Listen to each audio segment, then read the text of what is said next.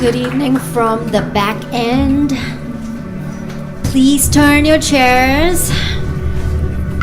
Turn your chairs, loosen up. Because I have the immense pleasure to converse this evening with Miss Davis. Vaginal Davis is the internationally revered intersex doyen of intermediate arts and sciences, born in LA, but she has been based in our Berlin since 2005, where she's worked with the collective Cheap. Members are in the audience since 2001.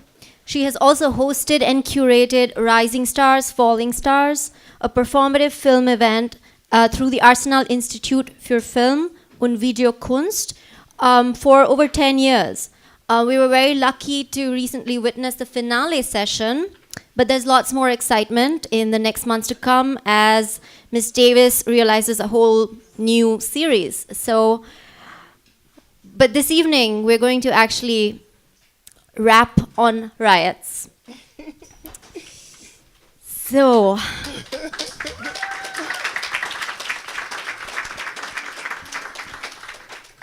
I'd love to start with, where we left off actually, on the neighborhoods of LA, on your version, on this sort of queer cartography of LA in the decades that you made it. Decades? More like centuries.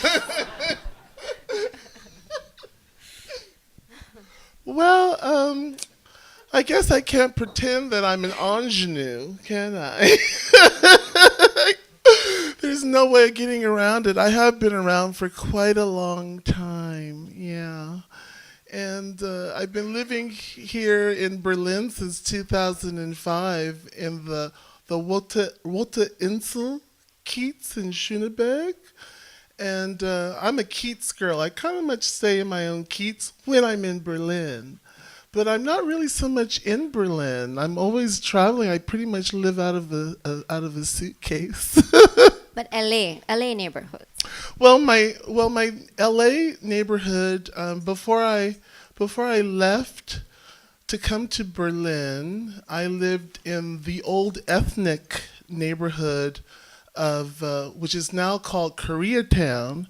But before that, when LA had its ethnic regions, the neighborhood that I lived in was the old Irish section of Los Angeles. And it had this wonderful bar there called the Daughter of Rosie O'Grady.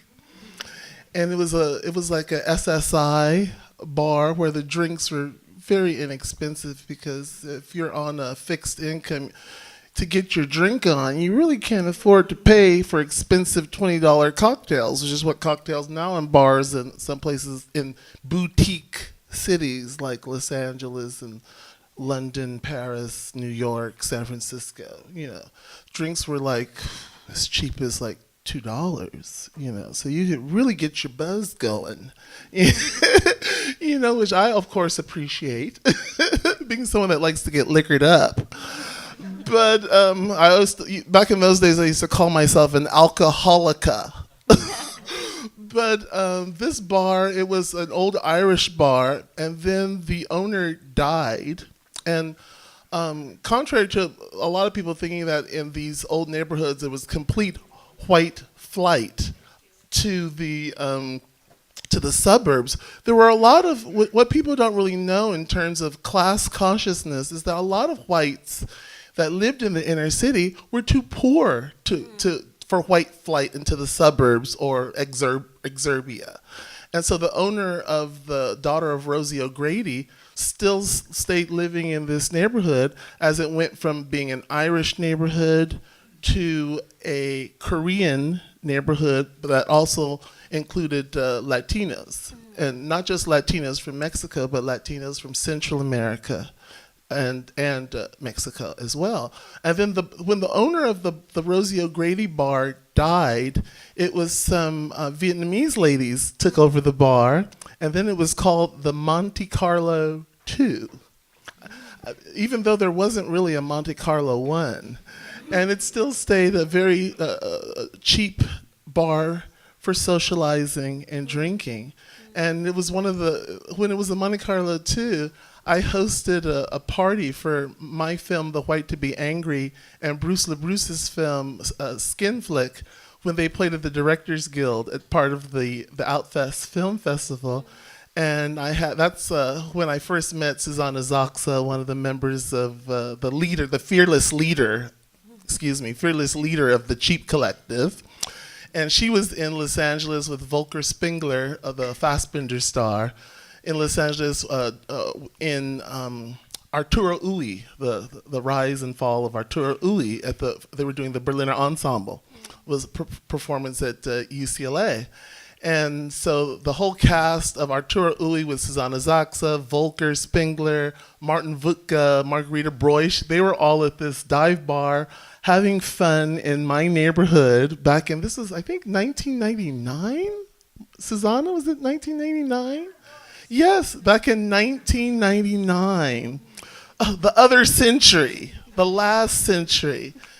And this wonderful dive bar with cheap drinks and all these German actors there having a great time. And Margarita Broisch, she was in the bar, and she was just having fun with some of the locals. And there's this wonderful, sweet local woman, black lady, that was in the bar. And they were sharing a pipe together, and she was sharing this pipe, and Margarita thought she was smoking hashish, and it turned out to be crack cocaine. And poor Margarita, she wasn't used to crack cocaine, just regular cocaine. And so and so poor Margarita, she had to go to the emergency room, But she had such a great time being in Los Angeles and hanging out at this wonderful bar and having the cheap drinks and whatnot. So that's just a little story about the neighborhood that I lived in before I came to Berlin. And the person that owned the apartment building, her name was Mrs. Ritchie, and she only rented to artists. You had to be an artist to live in this building. And she didn't care how much money you made to rent the apartment. She just felt that she had to rent to the right person for the apartment. So she couldn't care less if an apartment stayed empty for 3 years. It had to be the right person. And after the '92 riots and the earthquake, I needed an apartment because my apartment had been damaged. The one that I had been living in had been damaged during the earthquake. And so this woman, that owned the building, she felt I was the right person. And so I got this. It was my dream apartment. It was huge, huge. It was like 3 bedrooms, 2 baths. I had a balcony that faced the Hollywood sign and the Griffith Park Observatory, and a terrace that on a clear day you could see all the way to Catalina Island. It was really, and I only paid $500 American, and she never raised the rent. And I had a garage. It came with a garage, even though I have never learned how to drive a car in my life. So the garage was just basically for storage of my props and costumes and things like that, because I never learned how to drive. I'm the only person born and raised. And most people come to LA from someplace else because they want to go there to be something, something in the entertainment industrial complex. Like we can't all be something in film, television, movies, recording, blah, blah, blah. But that's everyone's sick, pathetic dream, is to go there and do all that, Well, it's not sick and pathetic. If that's what you want to do, that's what you want to do. But everyone having the same dream, come on. But maybe we shift to what you did, and this sort of no budget or small budget, no budget blaxploitation films and queer zines, and the home gallery. Maybe we talk about that. Well, with my when I was living in that giant, beautiful, big apartment in Koreatown, that was the main offices of my movie studio, Matteo Gobulin Matu. I wanted to have the initials of Metro Goldwyn Mayer. So I made all my no-budget, low-budget films there. And even some of the films that I starred in with other people, like Bruce LaBruce's Hustler White, my scenes in Hustler White were filmed in that apartment, that beautiful apartment in Koreatown. But before I lived in Koreatown, I lived at the apartment on the Sunset Strip, at the beginning of the Sunset Strip, called La Villa Rosa. And that apartment was where I had my home gallery, the Hag Gallery, small, contemporary, haggard. And it was a very tiny apartment, but I decided to just have openings every six weeks at this space, because the walls were just so big and they were just perfect for artwork in it. And I didn't have any furniture in the place. I just slept. Back in those days, I was young. I was in my 20s, so I could and this was in the 80s. So I could just sleep on the floor. And every 6 weeks, it was a gallery opening. And the main reason I opened the gallery was not so much that I wanted to become an art gallerist. I only opened it because I thought maybe I could get a boyfriend if I had openings and little regular parties there. But with everything that I try to do, it always backfires, and I didn't get a boyfriend. I didn't meet anyone. But everybody else who came to the openings at the Hag Gallery, they met their significant other, they met their lesbian lover, they met their gay lover, they met their straight lover. Everyone met someone except me, which is always the story of my life. I can't really strategize on things. I just have to just do what I do. But whenever I try to do a strategy for something, it just completely backfires. But then also at this time when I had the Hag Gallery in the 80s, I was doing my zine for the LaToya Jackson magazine, because back in those days, I had a day job. I actually worked as my day job at UCLA's Placement and Career Planning Center.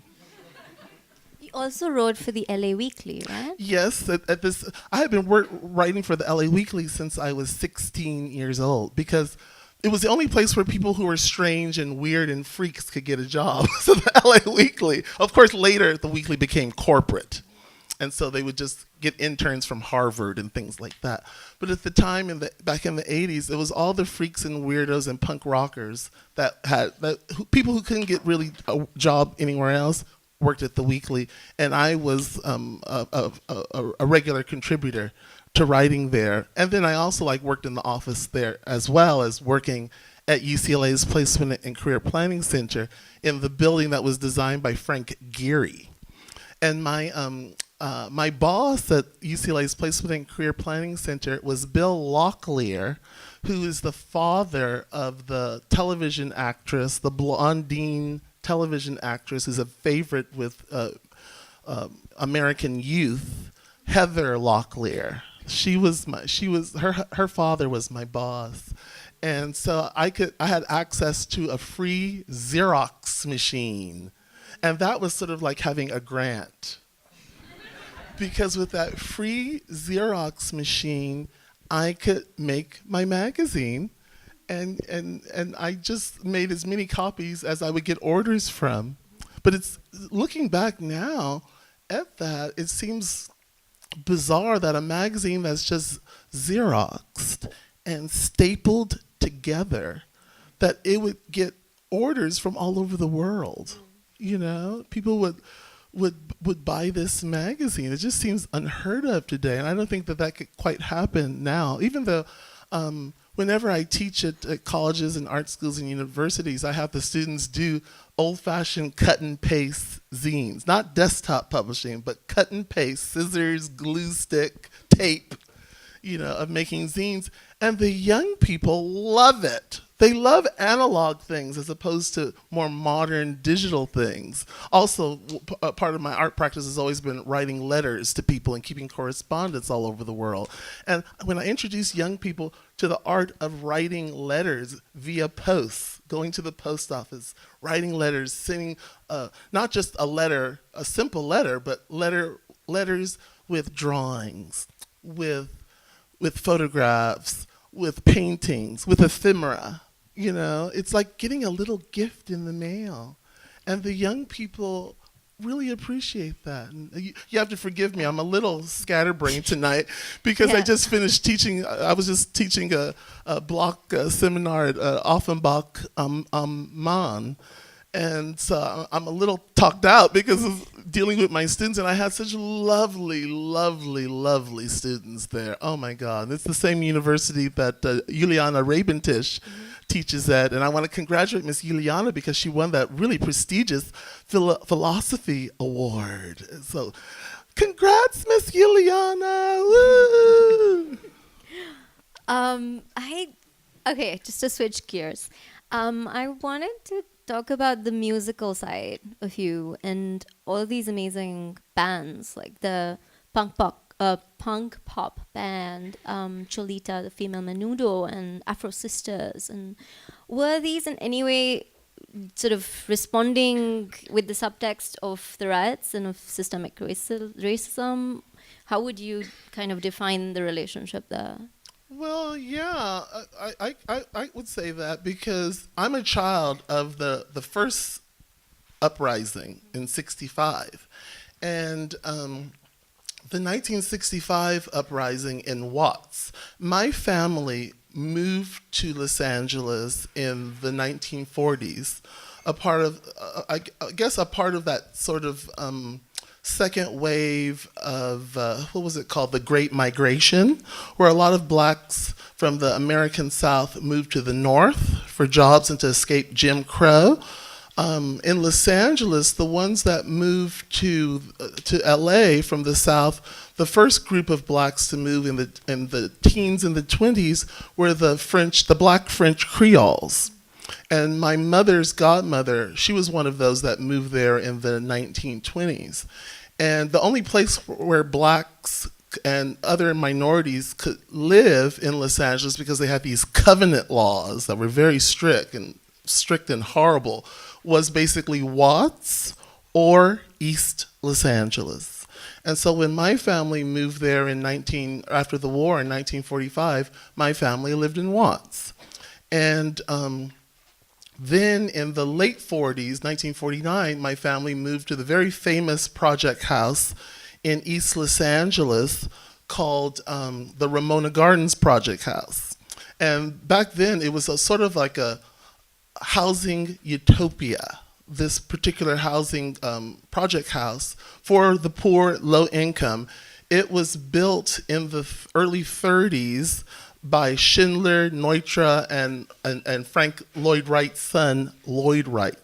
And back then, it was all poor people, different races, living together in this low-income housing. And my family moved there in 1949, and we stayed living there until 1966. But when the uprising happened in 1965, I was let's just say I was very young. And we were visiting Watts at the time, because my mother's a black Creole from Louisiana, and we were visiting my mother's godmother in Watts when the uprising happened. And because of the curfew, we were stuck in Watts during the uprising. And it was like, I think it lasted about 6 days or so. And even though I was quite young, my main memory from the 1965 riot was my mother taking me out on the street to look at the soldiers and the big tanks coming through the neighborhood. And it was, for a very small child, that was extremely frightening to see soldiers and tanks and just smoke everywhere. And after the curfew had been lifted, then we went back a little bit further north from Watts to Mid-City, Los Angeles, where my oldest sister lived. And this was around Pico Boulevard. I don't know if any of you are familiar with the geography of Los Angeles, but this is around the Pico Union area, around Mariposa. My sister lived on Mariposa and Pico. And even in this neighborhood, which didn't have the largest black population, but it did have a sizable black population. It wasn't exactly Watts, but it was still close to South Central LA, there were still soldiers. There was the National Guard, even in mid-city mid-city LA. But this had an effect on me, and it just stayed with me, so that when I became a part of the punk scene and I started doing all my little nutty art bands like the Afro Sisters, the first group was the Afro Sisters, where I wanted to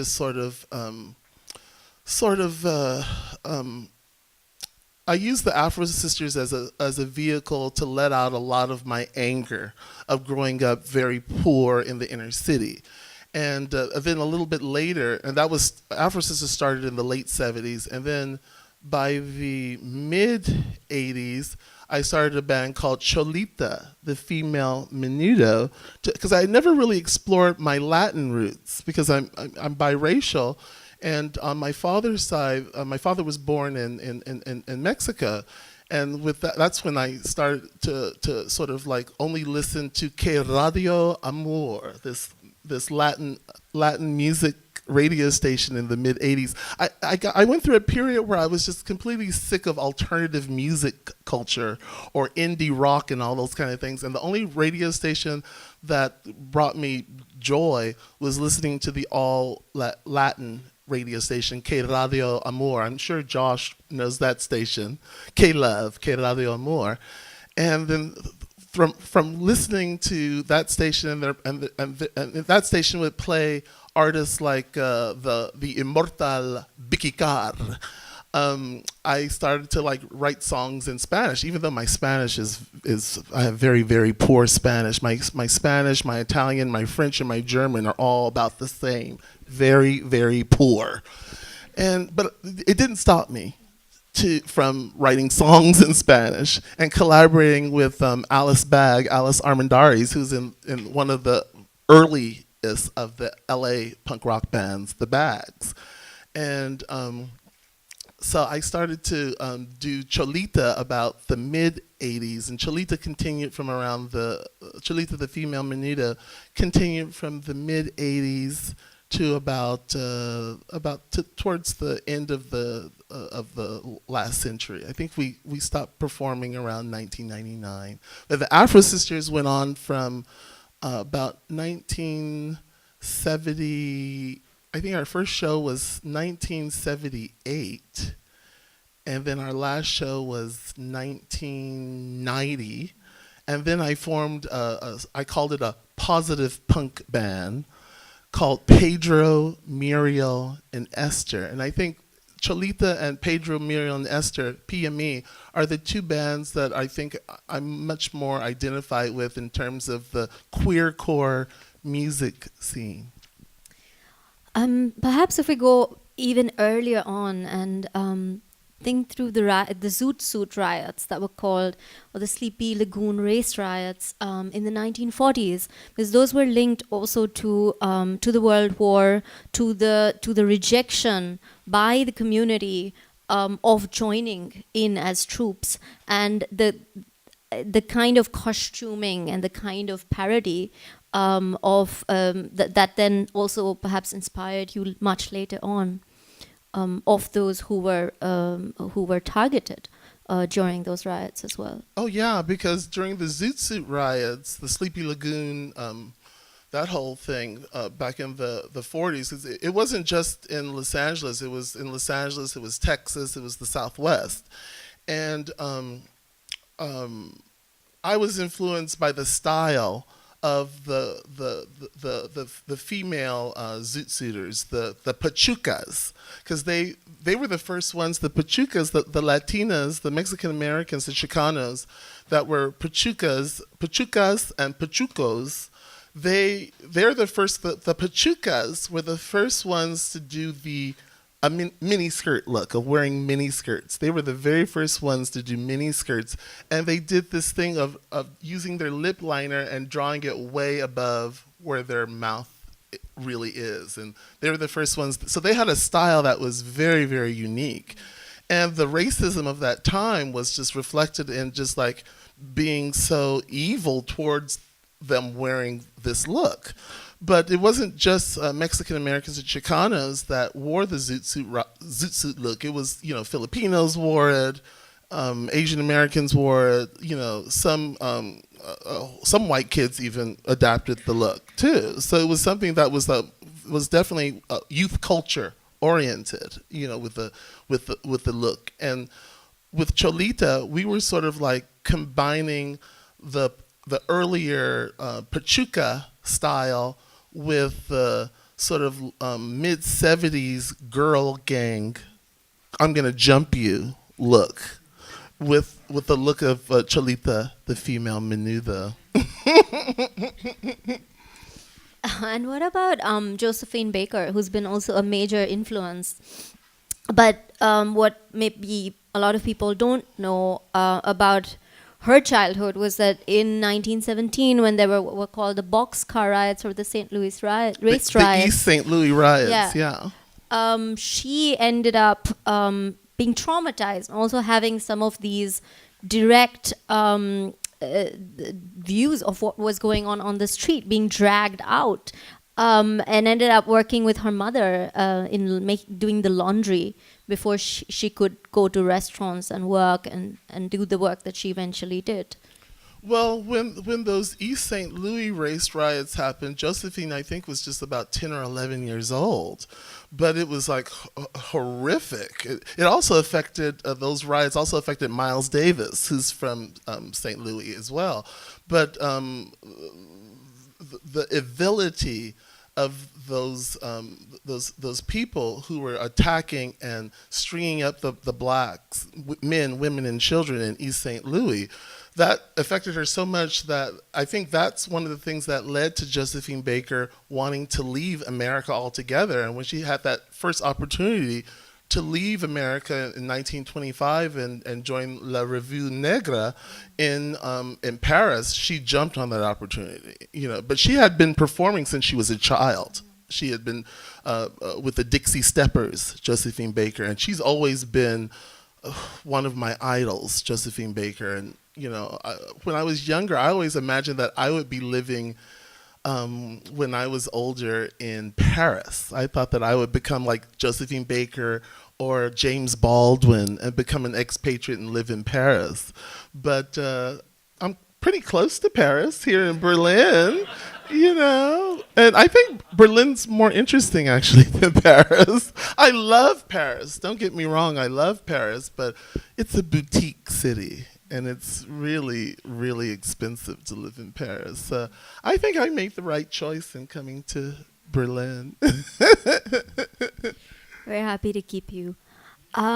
Did you experience directly the Whittier Boulevard riots of East Los Angeles, which were in the 1970, I think? No, not directly, because those riots in the 70s, part of that whole Chicano moratorium, that was from like 1969 to 1971. Those riots, my family had already left East LA, and we were living in Mid-City LA, which was, Mid-City is sort of like this nexus between almost living close to Hollywood and South Central. And Pico Boulevard is sort of the border. And we were just on Pico Boulevard and Western.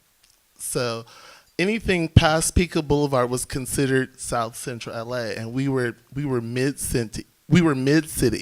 But when I was in Offenbach, I got an email from Harry Gamboa Jr., and he was someone who directly was there. He was there during well, I'm just going to read you what he sent to me. This is from Chicano activist and artist Harry Gamboa Jr. from his missives and other unknowns, because I'm on his mailing list, and he sends all these really wonderful, like, it's not really like a blog, it's more just sending via email all these little snippets of interesting facts and whatnot and things. And Harry was here last year in the summer for the Goldsmith summer school that Susanna Zaxel was doing, and he's a hoot. And he's someone who was one of the people, when I first started to perform during the punk scene, he had his own poetry and performance space in Eatondale, in Silver Lake area. And that's one of the very first places that the Afro Sisters ever performed, was at Harry Gamboa Jr.'s space. So I'm just going to read this little thing from Harry Gamboa Jr., Misses and Other Unnotes. And Harry Gamboa, besides being a Chicano activist and performance artist and photographer, he's also one of the co-founders of the Chicano artist collective OSCL. So this is what from Harry. In 1971, I was marching with many young people in East Los Angeles during a peaceful protest against the politically motivated assassination of journalist Ruben Salazar, a prominent voice on behalf of the Chicano community, who had been shot to death by a police agent.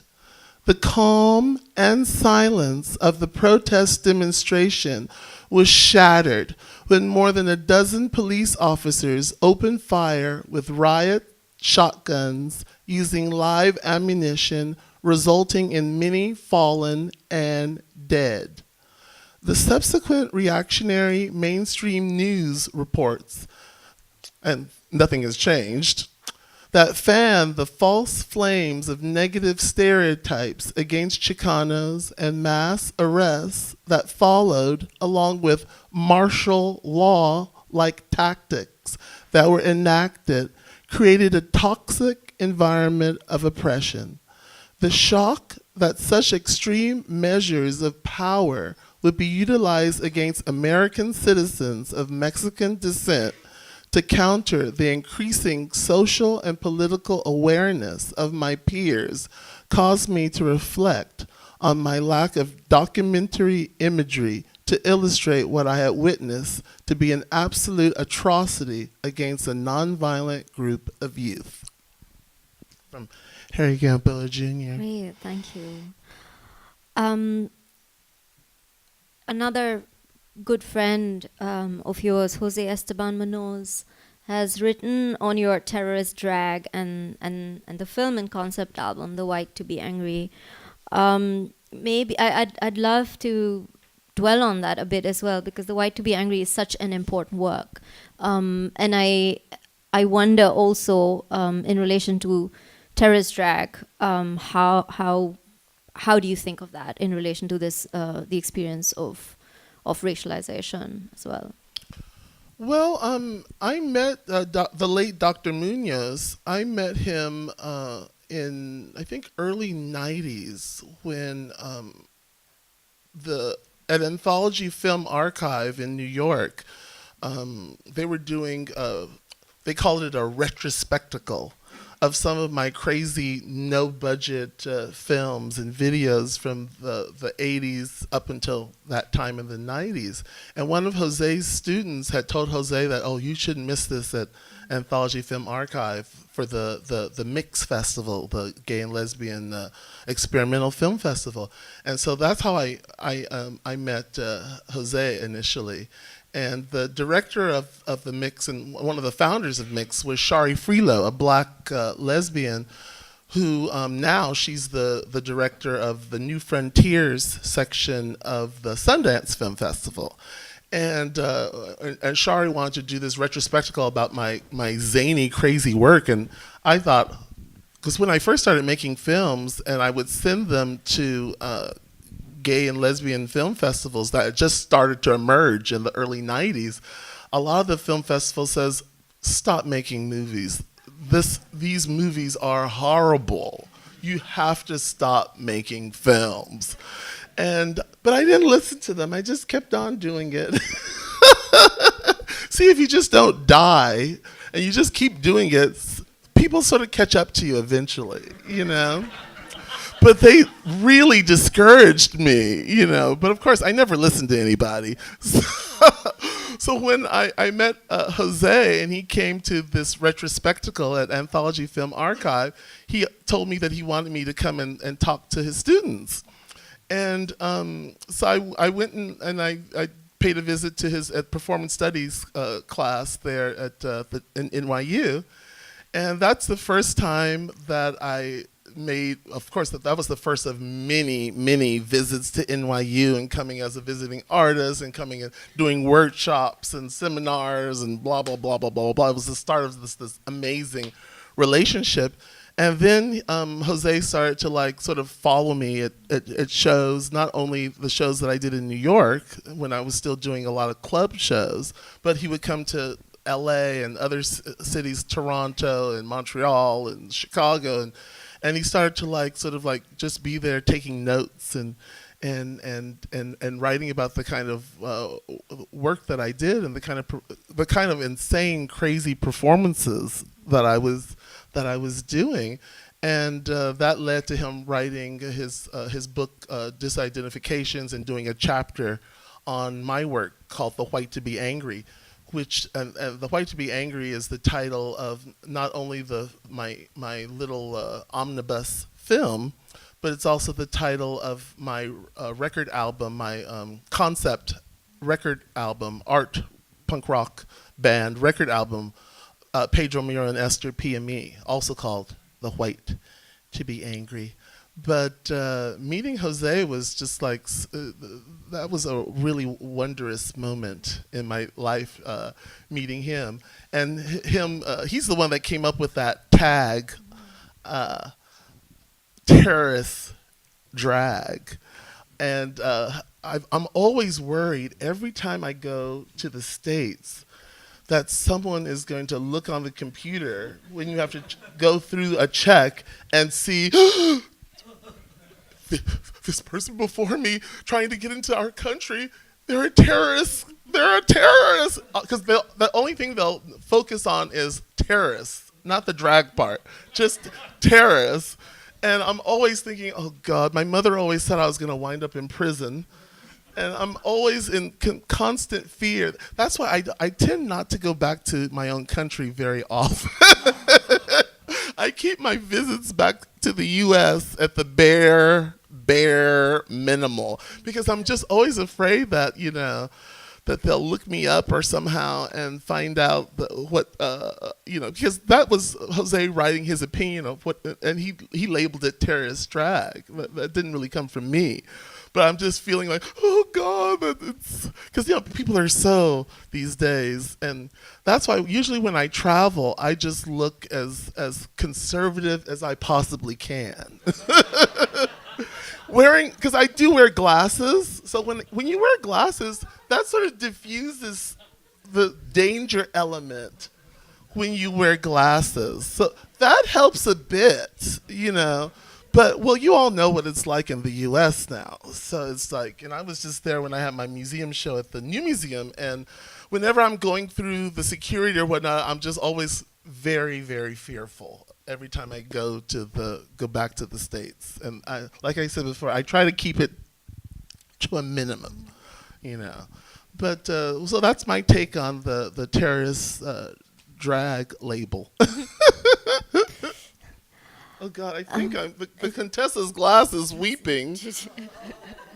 I need some. Oh, thank you, darling. Through this project, I've been thinking a lot about a line by Audrey Lord, where she says, "The process of learning is something you incite, literally incite, like a riot." And I found that extremely useful and sort of guided this project and the exhibition and the program. But I was also recently watching Audrey Lord and her partner in Berlin. I'm not sure if you've seen that film. Yeah. Yes. Oh, thank you. And the way that they used their time in Berlin, creating this amazing kind of unity within the Afro-German community. Because there wasn't that before Audrey Lord got here. Exactly. Saint Audrey Lord, I might add. She's Audrey Lord is my insurgent muse. She really is. That's what I wanted to come to. Please. Completely. Oh my God. Yes. She was just, her poetry, her writing is just like, it doesn't get any better than that. And when I was doing a club in Los Angeles, before I moved to Berlin, I had a 1920s speakeasy called Bricktops. And I would take on the guise of Ada Smith, who was AKA Bricktop, who was the proprietor of Bricktops in Paris, Mexico City, different cities throughout the world back in from the 20s until she died in the 1980s. And my co-conspirator with this club was a young British boy named Andrew Gould, and I renamed him when he would DJ with me Audrey Beardsley, after Audrey Lord. From Andrew Gould to Audrey Beardsley in honor of her. I don't do so much club work anymore now. You know, I guess now that I'm so old, it's hard for me to like go on stage at 1 o'clock in the morning, or you know, I like to go to bed by 9:30 at my age, because you know I'm one of those people that wakes up really, really early. I get up almost every day at 5 a.m. and I'm piddling in my studio, you know, and I'm just working, because I don't really have a love life, so you know, why not? But if there's anyone sexy with a large Dostado out there that wants to like jump on top of me, sure, why not? I was so in love with Josh. Oh my God. I was madly in love with Josh. This was like, you know, back in Los Angeles in the 90s. He was just like the most gorgeous, gorgeous man in the world. He was so beautiful. And then Josh, are you still out there? He's still there. I hope I'm not invading your personal space with these.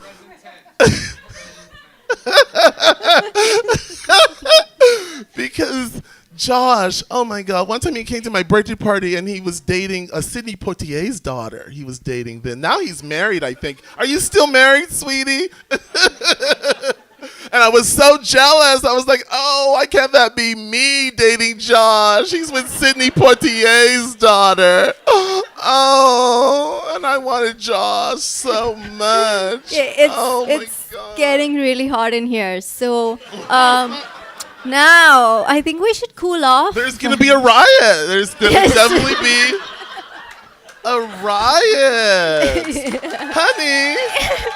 I survived the 65 riots and the 92 riots. Oh my God. That one was, whoo, because like, to be in Los Angeles then when that happened, and that's why when the next ones come, they always come over in a cycle of 20 years with riots, especially in Los Angeles. But what's going to happen next, it's going to be beyond anything. And with Los Angeles, because Los Angeles is always the epicenter of things. And LA, like the last time when I was there, and there's the tents all over the city. There's no affordable housing. Los Angeles used to be the cheapest of all the international cities. And now, with a one-bedroom apartment costing like $2,500, I had a 3-bedroom apartment. I was paying $500. And if the owners of my building that rented that apartment to me, if her husband came down with Alzheimer's, I probably would have still had that apartment. But she sold it when the husband came down with Alzheimer's, you know. And then the new person that bought it, we were paying, everyone who was in the building were paying so below market price that he wanted us out. And I was the only one that fought him. Because, you know, I'm a riot girl, and I just like, everyone else was too scared of him because he was doing such horrible tactics, and I fought him. But then the person that was my lawyer, my friend, her boyfriend was a lawyer, and he said, we can win the first round of this easy, but you're an artist. Your new job is going to be keeping this apartment. And I was like, ugh, I don't want this icky person to have my little tiny money, you know? And so then I brought it up to Mark and Susanna in Berlin, and I had already been going back and forth a lot from Berlin since around 2000 with the formation of the Cheap Collective. I've been going back and forth from Berlin to LA already, and then Mark and Susanna said, well, why don't you come here? And I never thought of ever living in a foreign country other than maybe I had a fantasy of Paris, you know. And then I thought, at my age, moving someplace that I don't even speak the language and living in a different country, I just couldn't fathom doing that. But then I said, oh, what have I got to lose? Just do it. You know, and I came, and I haven't looked back lest I turn into a pillar of salt. And I don't want to do that. And it's been, you know, I didn't know if it was going to work out or not, but it has, and it's been actually really, really great living in Berlin, and people have embraced me here, and it's been so lovely. It's really, you know, in the wintertime, it's, you know, beautiful but bleak. But I've gotten used to the cold weather, and I've gotten used to a lot of the things, you know, stores not open on Sundays and all those little nothing things, you know. And I've really, you know, I can't imagine myself living anywhere else, really. I could never go back and live in the States. Never. But the one thing that's bugging me about Berlin is too many people are driving cars here. And a friend of a friend just recently got hit by a car and killed. And I see the look in these drivers who drive cars here. It's that same icky look of people who drive cars in Los Angeles. Why do you need an SUV in Berlin? Why? I don't get that. I lived in LA, the city of cars, and I never learned how to drive. I got around walking, riding my bicycle, and taking public transportation. So now that there's this onslaught of cars here, I'm going on my little soapbox now. True. So, I'm digressing. shall we invite everybody to watch the film? Yes. Would you like to introduce it? Now. Chant the mantra. Now. Chant the mantra. Now.